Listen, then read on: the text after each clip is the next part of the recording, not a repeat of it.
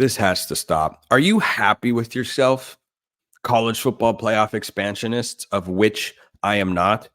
I would go back to the BCS before I signed off on a 12-team college football playoff.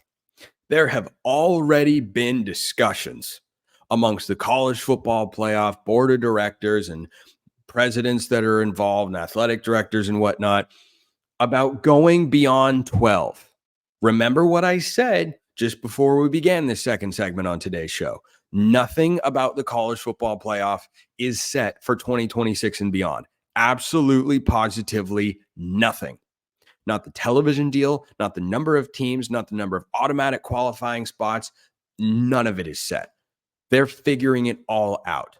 And so now that we've cracked the door open on expansion, as so many in the sport have wanted for such a long time, which makes the regular season far less interesting, still great, but far less interesting, they're already talking about a 14 or 16 team playoff. And former president of Fox Sports, Bob Thompson, tweeted out that he feels like it's going to get to a 16 team playoff pretty quickly. I hope you're happy, everyone. I hope you're happy. And so as these moves have transpired, what has been part of the conversation is, well, who's going to get in? How are they going to be able to get in?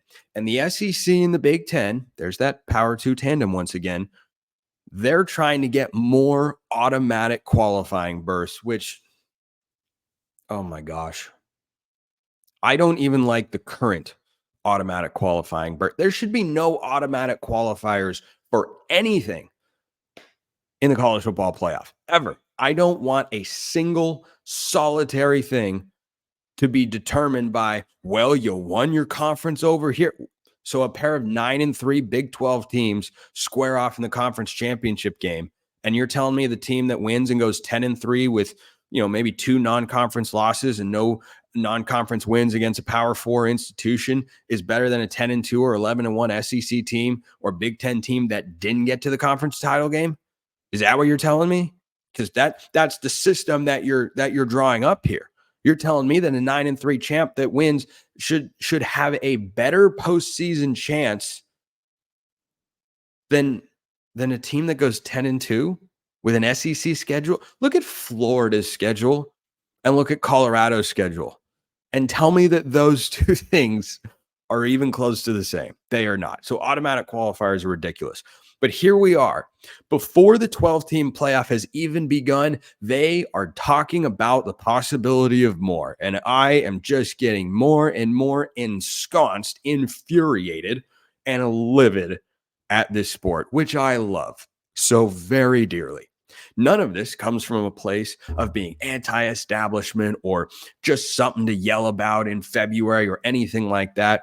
College football, outside of March Madness, its regular season is number one, the best of any sport. But the college football regular season is the greatest sporting event in the world outside of March Madness. That has been a belief of mine since I was just a wee lad. And frankly, I haven't grown that much since then. But I have between the ears, I think, I hope, possibly, maybe. Okay. Anyway, so I think that for the playoff committee to already be talking about this is indicative of why they shouldn't have expanded to 12 teams in the first place. Because the expansion was never driven by what is best for the sport, by what's going to deliver the best product to consumers. It was driven by what's going to generate the most money for people who most of us can't even name off the top of our heads.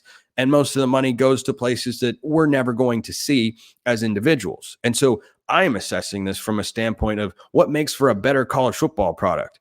This does not. This does not in any way, shape, or form. No, the 12-team playoff is already diminishing the regular season.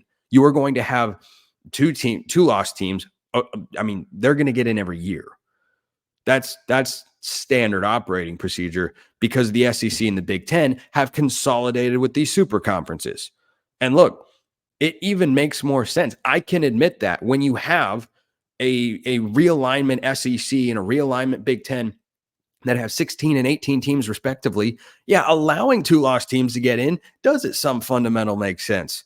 You know what should happen? You shouldn't have made all these moves, but they've made all these moves because the almighty dollar is very powerful. Money talks, and you know what walks straight out the door and is never welcome back again. So for the college football playoff, I just look at a 12-team playoff and say, that's too many. You're going to have 2 and 3 loss tape. What happened to the value of losses? Think about Alabama under Nick Saban. When they've lost over the years, that's an event. That's something you have to see. That's something that you feel, not just in Tuscaloosa, but beyond. When the Chiefs lose a regular season game, do you feel it? No.